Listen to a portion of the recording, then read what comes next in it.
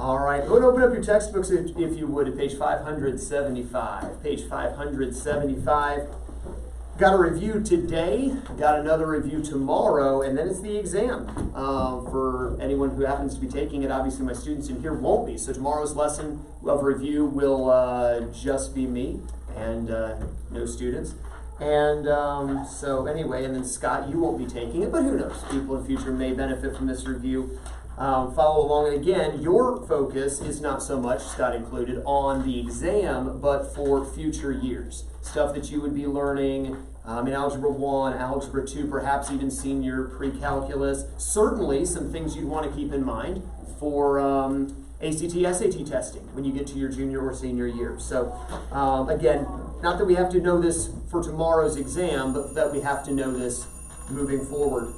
All right, let's take a look at the homework, page 575. You did numbers 1 through 14. And for number 1, would x is less than 3 be graphed with an open dot or a closed dot? Lana?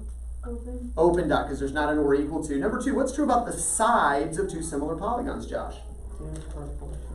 What's true about the angles, Lana? Not one of the homework questions. This is not a homework question, just asking. What's true about the angles? They're equal. Sides are proportional, angles are equal. What type of triangle has 2 equal sides, Chase? What type of triangle has 2 equal sides? Equilateral. That would have 3 equal sides. Lateral. 2 equal sides would be? Dalton. Isosceles. Good job. All right, calling on our seniors occasionally here today. What's the name for any line segment that has its endpoints on the edge of the circle? Josh? Chord. What type of polyhedron, number 5, has 2 congruent bases parallel to each other, Lana? A prism, correct. Number 6, what's the name for a 2-dimensional shape that folds into a 3-dimensional shape? Good job. The nets. You remember talking about the nets where you could theoretically fold them up? We never did because too lazy to cut them out and all that. But you could if you really wanted to. Number 7, what would be the volume of a cone with a radius of 6 inches and a height of 8 inches? Well, what's the formula for the volume of a cone, Lana? V equals 1/3 squared h. Right, V equals 1/3 pi r squared h. So I would start with the radius of 6, squaring it to get 36. But I take 1/3 of the 36 to get 12. And then, of course, we have the pi, and then the height of 8. And to me, 96 times pi is probably the quickest way to get the answer. It is approximately 298.4. Close, Josh. 301.44 something. Inches cubed. Right, approximately 301.44 cubic inches would have been our answer for number 7. Number 8, you were solving that equation for W, Lana. 2, good. You'll combine the W's to get 40W. You'll add the 6 to the other side to get 80, then divide away the 40 to get 2. Number 9, what did you get when you solved that inequality, Joshua? X is greater than -3. Good. You'll subtract the 8 to get 18. You'll divide by -6 to get -3. But because you divided by a negative, we flip it around. Great job, Joshua. X is greater than -3. Number 10, Lana, what did you get for your answer on that inequality? X is greater than or equal to -3. Close, Josh. Oh, I had to. +2. X is greater than or equal to +2. Yeah, -3 times -4 is +12. Subtract away the 2 to get 10. Of course, 5x combining is greater than or equal to 10. You just divide away to get x is greater than or equal to 2. No need to flip the inequality around. We did not. Multiply or divide by negative. Number 11, Chicago Cubs had a winning percentage of 76.3%. I believe that was a year that they won the World Series, and I believe they didn't win it since until just a few years back. So they call it the curse of the Billy Goat. Familiar with the curse of the Billy Goat? No, you're not much of a baseball fan, just a Braves fan, and you like playing baseball? Okay. Anyway, wasn't sure if you were one of those baseball nuts who knew all kinds of stuff. No, you're not. Anyway, they played 152 games back in those days. How many games did they win? How many games did they lose? And really, this isn't a word problem that requires an equation. It's just kind of solving. What did you get for your answer, Josh? I guessed.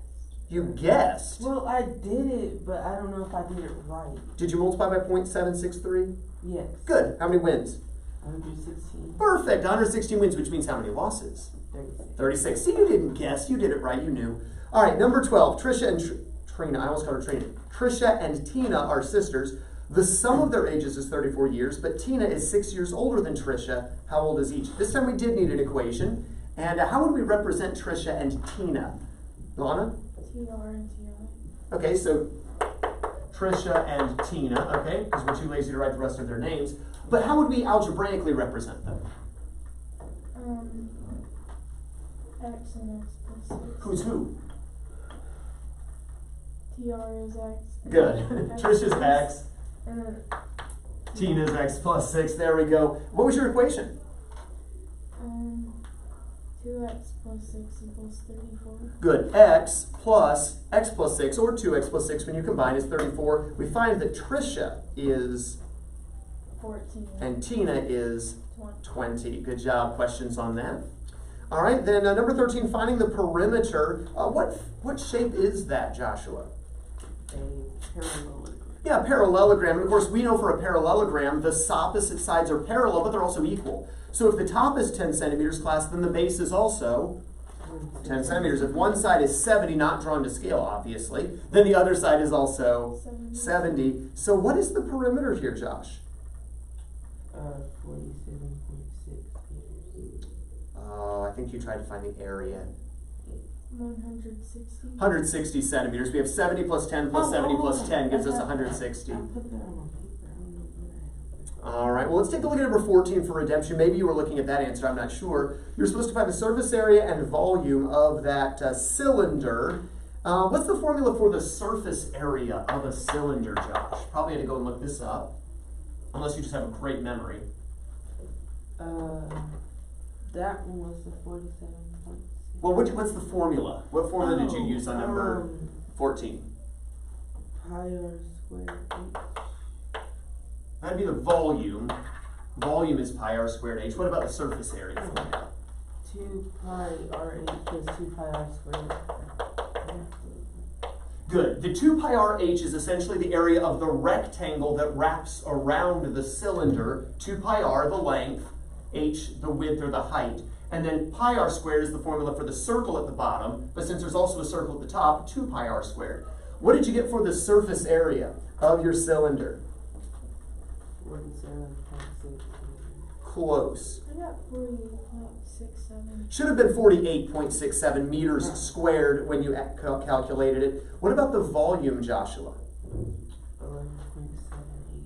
Good, approximately 11.775 is what my book has, but it's a rounded answer anyway, right? Because pi is irrational. So approximately 11.78 or 11.775 meters cubed, since it's volume. So just remember area square units, volume cubic units. What was the surface area again? 48.67 approximately square meters, or meters squared. Yes, ma'am. On the bottom, I got 23.55. All right, so we've got pi, the radius is 0.5, right? Now when you square a 0.5, Lana, that's 0.25, right? 0.5 times 0.5, 0.25, because there has to be 2 decimal places. And the height is 15. I'd probably multiply the 0.25 times the 15 first to get, what is that, 3.75, I think? And then multiply that by the 3.14, so yes, 3.75. And then times the I got 3.14. 1.57 times 15. Like, I multiplied 0.25, I think. Oh, you did the 0.25 times pi and then multiply by 15. It's fine. It's, again, multiplication is commutative. It's whatever order you want to do. So somewhere in there was a multiplication error, maybe a decimal point error perhaps as well. That's the big thing here is you have to keep track of, I need 4 decimals. And just making sure the decimal lines up in the right spot, especially if you multiply early, you got to keep track of 4 decimals. Then when you multiply again, you got to keep track of those 4 decimals again, make sure your place value is lined up. Again, I always would rather multiply pi at the very end because I'm lazy. All right, good. Any other questions on the homework? Look back, if you would, to page 573. And let's just quickly answer some questions here. Number 72, it's asked us to identify the name of each kind of triangle. What do we call a triangle with 3 equal sides, Chase? Equilateral, there it is. All right, how about if there's a right angle in it, class? Right triangle. What about 3 acute angles, class? Acute triangle. What if there's 2 equal sides? Isosceles. What if there's no equal sides, Dalton? Fishing man. Scalene. All right, that has nothing to do with triangles, but it helped him remember. And what if there's one obtuse triangle, class? Obtuse. Obtuse triangle. We're on page 573. Okay, 573. We're just answering some questions out loud together. Number 78 and 79. We recently looked at this idea of the third angle of a triangle, because we know the three angles have to add up to, class, 180 degrees. And then the exterior angle is going to be supplementary to its adjacent interior. That is, they have to add up to 180. Supplementary adds up to 180. Or you could say an exterior equals the sum of the opposite interior. A couple ways to find an exterior angle. Do number 78 and 79. They're on page 573. Page 573, number 78 and 79. And you will see this again later on in high school, which is why we're reviewing it now.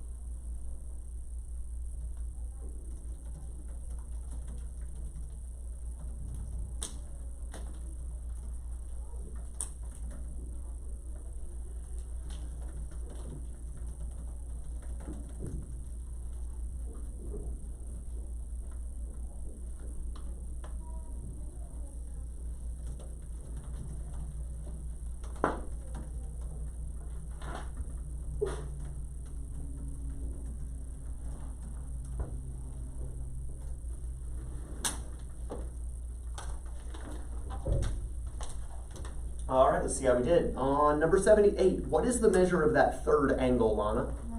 120 degrees. And what is the measure of the exterior angle, Josh? Josh. This is 120. That's a straight angle. That's 180. How much is there? 60. Yep. Or, Josh, you could look at the 25 and the 35, and you could just add them together to get the 60. Oh. That makes sense? Yeah. All right, so looking at the next one, Josh, what did you get for angle 1? 172. Ooh, careful on your borrowing there. 180 minus 108. You do subtract to get 2, you do subtract to get 7, but 1 minus 1 is 0. So just 72 degrees. Okay, Josh. So if we know that angle 1 is 72 degrees, how big is angle 2? 108, right? It's equal to the sum of the other two, or you could just take the supplement of the 1. Does that make sense? Questions on that? I just swapped the two answers. Ah, okay. All right. Let's take a look at the questions there on page 573. We'll just answer these orally. You don't have to write anything down. Number 83, a central angle is formed by 2 radii in a circle. True. Yeah, the 2 radii have to intersect at the center, so the center would be the vertex of the angle, so we call it a central angle. A radius divides a circle into 2 arcs called semicircles. Diameter would divide into 2 semicircles. A sector is the area between a central angle and its intercepted arc.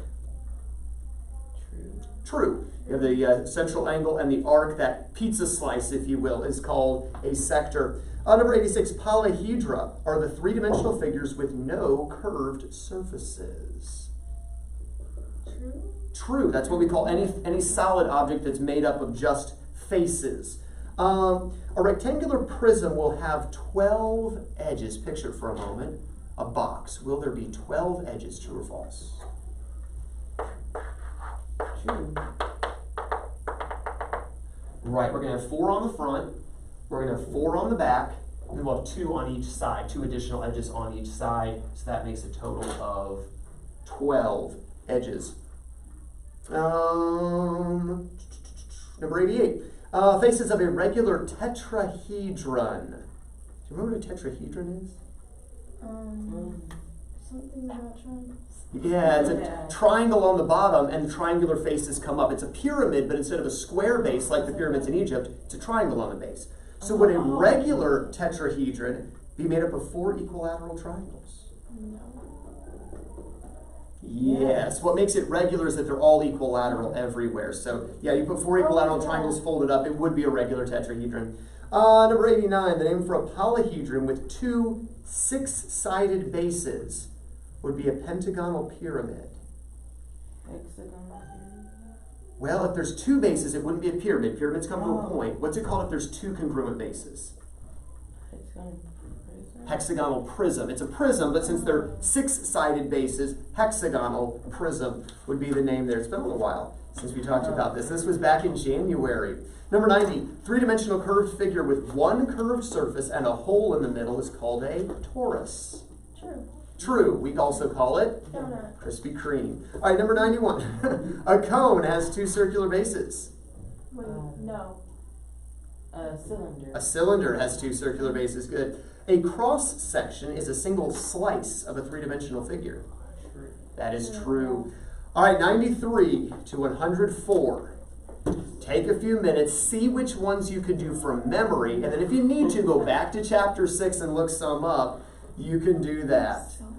Oh, or man. you can look them up in the back. Or if, yeah, Lana points out the back of the book has them, but try to do the ones from memory first. So before you look them up, see which ones you already remember. Okay, I know this one, and then the ones you don't remember. Go and do those 93 to 104, that matching section. Feet down, dog.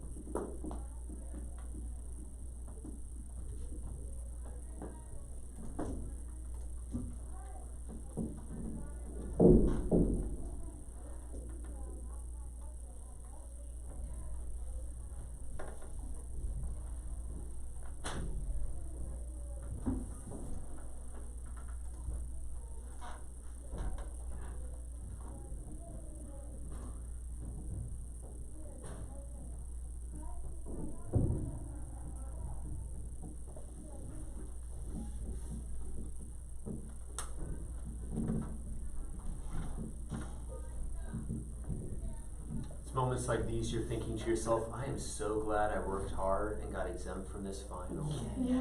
Sections like this are terrifying, aren't they? Yes. Yes. Wish I could say that about English.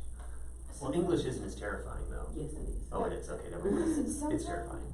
like last year, we didn't have to do any of the finals.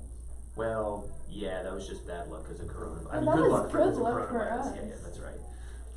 For us.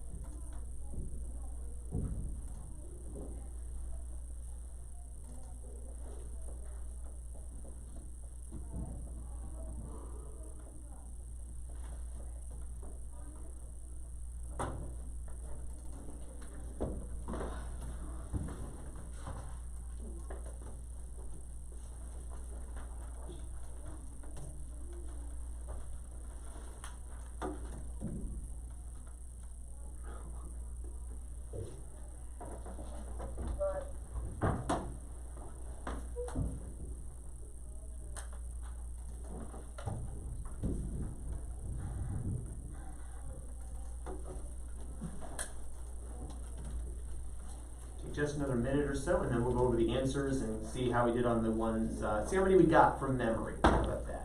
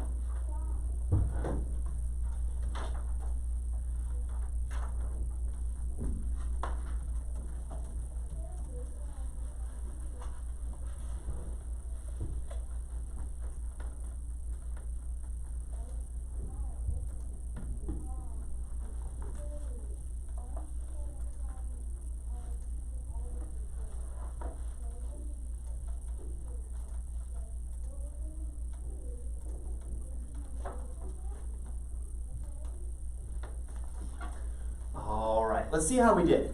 Lana, how many did you get from memory, just out of curiosity? There's a dozen here. So out of 12 you found... I'm trying to think which ones I found. Oh, okay, so you looked them all up. Well, no, I found some. I didn't look them all up. Gotcha. I looked up about 5 or 6. Okay. Josh, how many did you get from memory, just out of curiosity? I don't know the exact one, but like about like the first few, like First few you remember? 93 to like 90. Okay, there were a few of them. Let's check our answers. Number 93 is M, volume of a cylinder. We actually looked at that a moment ago, so maybe that was one we knew from memory. The 4 pi r squared, that's I, the surface area of a sphere. A little harder one to remember there. Number 95, maybe you remember, well, a square base and 4 half BHs of 4 triangles would be a square pyramid. So maybe you remember J, surface area of square pyramid. BH, of course, is either a rectangle or a parallelogram, and this time rectangle wasn't an option, so we'll go with parallelogram, letter B. Half H times B1 plus B2, 2 bases, that's a trapezoid, so letter C, area of a trapezoid. For 98, you know the 1/3 means it comes to a point. And if there's a pi r squared, there's a circle that comes to a point. That's got to be the cone. Number 98 is K, volume of a cone. We looked at that one a moment ago as well. 99, 2 length height plus 2 width height. Sounds like a couple of rectangles going around. So maybe that's lateral surface area of a rectangular prism, and that would be letter G. 60 squared is the surface area of a cube, letter H. Pi d, that's circumference of a circle, right? Letter E, that might be one we remembered from past years. 4/3 pi r cubed, harder one to remember. That's N, the volume of a sphere. 1/3 B squared H, that's the volume of a square pyramid. Okay, letter O, and then the 2 pi r H is the lateral surface area of a cylinder. So hopefully you took some time over the weekend before this lesson to look over these formulas and stuff as I had implored you to do. Question? Wait, 98 was K, right? 98 was K. Yes, so the answers again, M, I, J, B, C, K, G, H, E, N, O, F are your answers. All right, since you could look them up, I don't suppose it matters how many we got right, since we should have gotten all of them right. But curious how many we guessed or remembered correctly.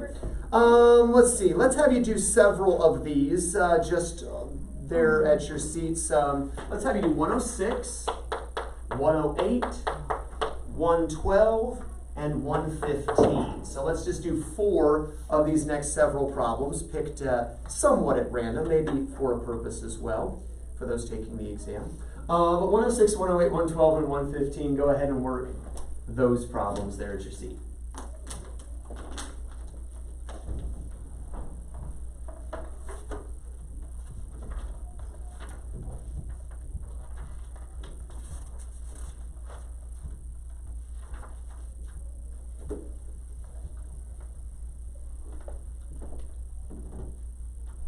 Actually, for sake of time, let's do these together. I think that'll be more efficient. 106, what shape?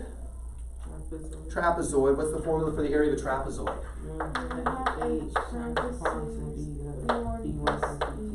All right, so let's add the bases real quick in our heads. 135. And let's take half the altitude in our head if we can. 10. Yeah, it was nice of them to give us a nice easy number like 20. And then we multiply to get? 1,350. Good. 1,350 yards squared. yards squared. Good. Look at 108. Obviously, that's a circle. Formula for the area of a circle. Pi r squared. Pi r squared. And so we start by squaring the r in our heads. Oh, 81. And we multiply that by pi, which we're going to approximate to be. 3.14. And go ahead and multiply that out real quick. The 3.14 times the 81. Call it when you've got it.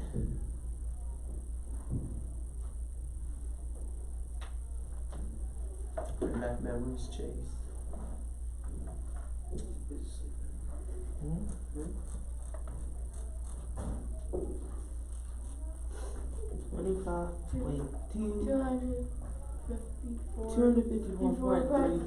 There we go, 254.34 millimeters squared. Looking across the next page, 112. And the surface area. Remember, for the surface area of a box or a rectangular prism, what's our formula? For number 100. For 112. What's our formula for the surface area? Look at the actual shape. The shape should help guide you. The bottom is a length and a width, and the top is a length and a width. 2L plus 2LH plus 2L. There you go. Just basically take any two dimensions and double them. Another two dimensions, double them. Another two dimensions. So let's start with the 6 times 2. 12. Double it. 24. All right, then let's go with the 2 times 10. 20. Double it. 40. Feel free to jump in here, Lana. And let's take the 6 times 10. 60. Double it. 110. There we go. You see how easy that formula is to use. And again, practically speaking, we'll just add them all together now and get 184 meters squared, because it's still area. Now, what about volume of a rectangular prism? It's even easier. You just take off the 2 W's. Oh wait, that's lateral. That's lateral area. Lateral area just crosses this and it makes it 160. But volume of a box. LWH. You literally just multiply the 3 dimensions times each other. This is an important one to know just for practical purposes when you're older as well. Just length with height. So multiply them all together to get 120 meters cubed. There we go, 120 meters cubed. Let's look at 115. We've got that square pyramid, and they want the surface area. Now, remember, for the surface area, that's going to be the square plus the 4 triangles, right? How do we find the area of a square? S squared. Side squared, right? Yeah. And so since or base squared, right, is the way that they'll put it, the left side of the base, which is 80. So square that to get 6,400. Good, 6400, 6,400. And then 4 triangles. Now we know every triangle is what formula? Half BH. So remember, I said my lazy self is like 2 BH then, right? Because that's 4 halves. So 2 BH, and we already know the base is 80, and the height isn't so much the actual height of the pyramid, but since we're finding the surfaces, we call it the slant height. You remember that? Sometimes in some books it's represented L, so 2BL would be the formula here. What's the slant height? 50. The 30 is the true height, and then 50 is the slant height. So if someone could go inside the pyramid and slowly rise like an elevator to the top, that would be 30. But if you climbed up the side, that would be 50. So 2 times the base, which is 80, times the height, which is 50. I'm going to do 2 times 50 first. Times 80? 800, which is 8,000. 8,000, my bad. Right. And so what's the surface area of the pyramid?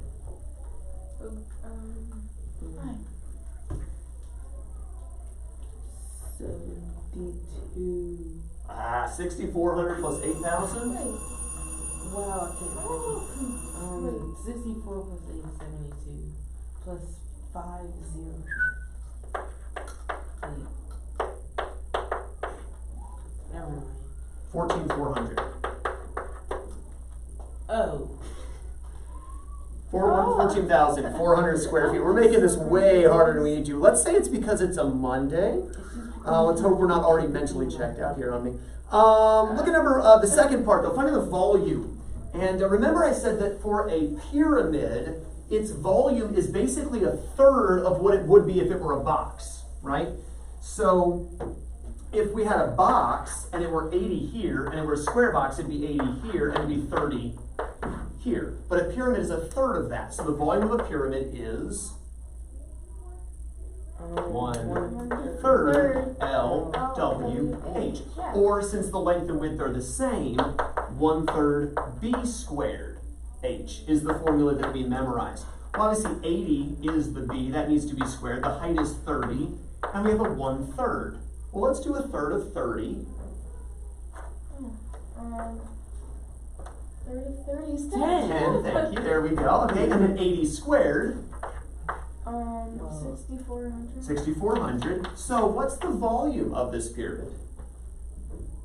64,000. 64,000 cubic feet. 64,000 cubic feet. Turn the page, page 578. Page 578. Let's look at some more questions very quickly that we'll go through orally here. What's the term for the likelihood of an event occurring? Probability. What is the probability, or if the probability of one event does not influence the probability of another event, what are the two events called? Independent events. Good. What's a table that shows the number of observed results for each outcome?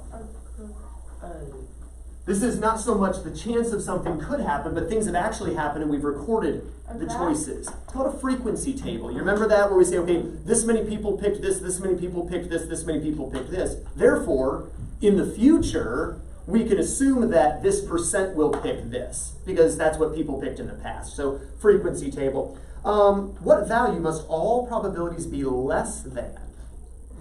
1 or 100%. They must be greater than 0 or 0%. The sum of the probabilities, by the way, must be 1. All right, what term refers to the difference between the largest and smallest values in a list of data? Samples. Wait, what? The difference between the highest and lowest values. If we list out a whole bunch of data, we subtract big minus small. Foot down 8. The range. The range. When finding probability of two events joined by or, do we add, subtract, multiply, or divide? Add. Yeah. When would we multiply? And. When it says and, that operation, again, in probability, and means we would multiply, or means we would add. Now, in algebra, and means we add. But probability of this happening and this thing also happening, then we would multiply. This happening or this other thing happening, we add the probabilities. Number 39, we briefly talked about this. In which type of probability is each outcome assumed to be equally likely? Oh, is that one that we couldn't get on there? Theoretical. Theoretical. So there's salmon or there's steak. What's the probability of people picking salmon or steak? Well, if it's just those two things, theoretically it's 50-50, right? But let's face it. Most people go and pick the steak. Yeah. Now, I happen to like salmon, but not if I got a ribeye, seasoned well, cooked there at Texas Roadhouse. Man. Anyway, we went there last time, didn't we, Lana? So we won't do that again. Never mind. All right, we talked about it and made her hungry and all of that. And it's past my lunchtime too, so I'm hungry also.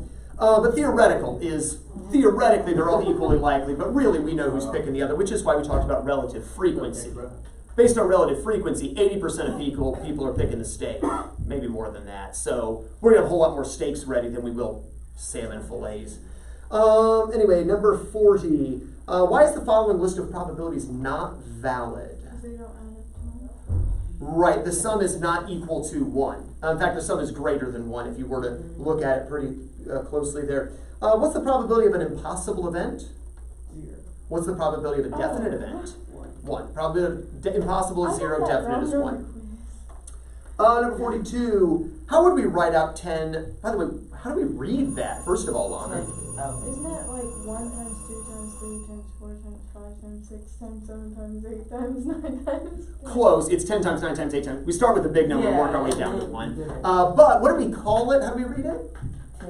10 factorial. So we start with a big number, we just go all the way to the end. So how would we write out the sum of 2 factorial and 5 factorial, Lana? 2 times 1. 5 times 4 times 3 times 2 times 7. There we go. By the way, what is 2 times 1, class? 2. What is 5 times 4 times 3 times 2 times 1? 120. 120. So what would the sum be? 122. 122. If a basket contains 15 baseball hats, 3 golf hats, 5 volleyball hats, 7 football hats, and 10 soccer hats. That's a lot of hats. In fact, how many hats is that? 15. Well, is it 40. 15? It's 40. 40 total hats. 15 baseball, 3 golf, 5 volleyball, 7 football, and 10 soccer. Hats. They're all hats. They're all hats. Okay, so we have 40 hats total. It says, what's the probability of drawing out a football hat? 7 out of 40. 7 to 40. What's the probability of drawing a baseball hat? 15 to 40. 15 to 40, but, good. 1 to 3. 3 to 8. 3 to 8. 3 to 8, reduced by 5. What about the probability of drawing a golf hat? Oh. They have fishing hats, Dalton. This is a sacrilege. People who golf, obviously, 3 to 40 would be the probability. Let's see. Number 45, cafeteria. Shh, in the back. Cafeteria menu has 3 entree options, 4 sides, and 3 possible desserts. How many different lunches could you make? 10. 36. Take the 3 entrees times the 4 sides times the 3 desserts. You get 36 different ways you could put this lunch together. Number 46, Robin paints wildlife. That's a boy? Okay, like Robin Hood, I guess. Okay, so Robin can paint a deer, he can paint a wild hog, a turkey, or a rabbit. He can use either acrylic or oil paint, and he can either use canvas or he could paint directly onto wood. How many different paintings can Robin do? If you were to go in and say, hey, yeah, I'd like you to get an acrylic turkey on wood. Can you paint that for me? Sure, that's one of the blank paintings I do. 16. 4 times 2 times 2 would give us 16 ways he could do the paintings. Look at 49. What do we call that thing with that little P in the middle of the 2 numbers? Permutation. Permutation, right. And so when we see 12p3, this means there are 12 things. I'm only going to pick 3 of them, but the order matters. So if I were to pick in a different order, that'd be a whole different permutation. How would I solve a permutation of 12 take 3? 12 times 11 times 10. Good. 12 times 11 times 10. Of course, we know 12 times 11 132 times 10. 1,320. Right. Let's see here. Number 50 says a new car showroom will display 4 of its 6 new cars, 1 in each corner of the showroom. How many different possibilities are there for ways in which they could arrange the cars in the showroom? Again, they have 6 new cars, but they're only going to put 4 of them in there.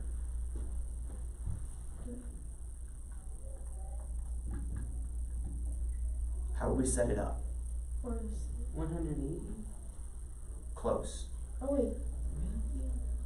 64. 6p4 is how we're going to set it up initially, right? There are 6 cars. They're going to pick 4 of them to put in the showroom. Now, how do we solve 6p4? 6 times 5 times 4 times 3 times. Just the first 4. 1, 2, 3, 4 of them. Just like here, we only took the first 1, 2, 3 numbers. 90. Wait. Well, that's 90 times 4. 160. 360. There are 360 ways they could choose to arrange the cars in the showroom. Number 58, let's look at that very quickly, kind of skip over some things real quick. Number 58, if we wanted to find the mean of those numbers, and for time's sake we won't, but if we wanted to find the mean, what would we do? Average them. Average them, which means we would Add all. add them all up and then divide by, How many there are? I think there's 10 of them, so we'd add them all up and divide by 10. What if I wanted to find the median?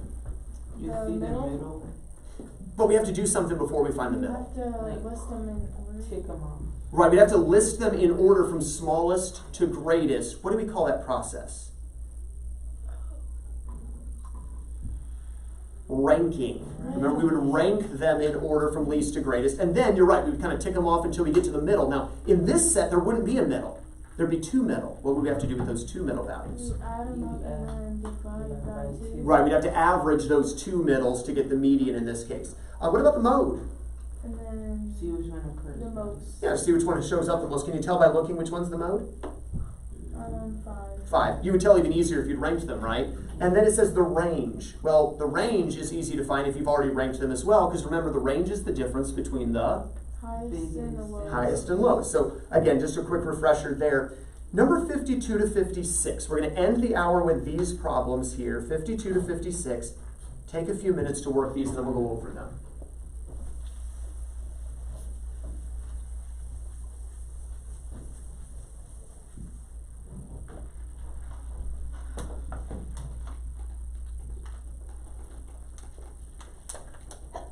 Excuse me.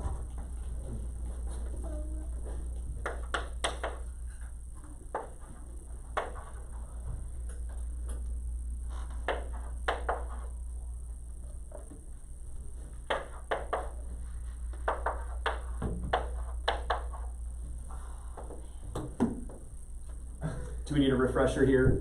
Yes. Okay, so we've got 2 bags of marbles. Each one has how many marbles in it? 10. 10 each, right? 4 yellow, 3 pink, 3 black, 2 yellow, 5 pink, 3 black. It says, what's the probability of picking a yellow and a black from the second bag after replacing the first marble? So yellow and black, no replacement. Well, what's the probability of yellow? 2 to 10. 2 to 10, which we could reduce to 1 to 5. What about black? If we put the whatever the yellow one back in, what's the probability of black? 3 to 3 to 10. What if we hadn't put the yellow one back in? 3 to 9. 3 to 9, Oh, right? 3. But since it said and, what do I have to do with my probabilities? Multiply. Multiply to get 6 to 2. 6 to 100. 6 out of 100. So there's a 6% chance that that happens. What's the probability of not pink from each bag? So if I reach in here and I don't want pink, and then I reach in the other bag and I don't want pink. Well, what's the probability of not pink in the first bag?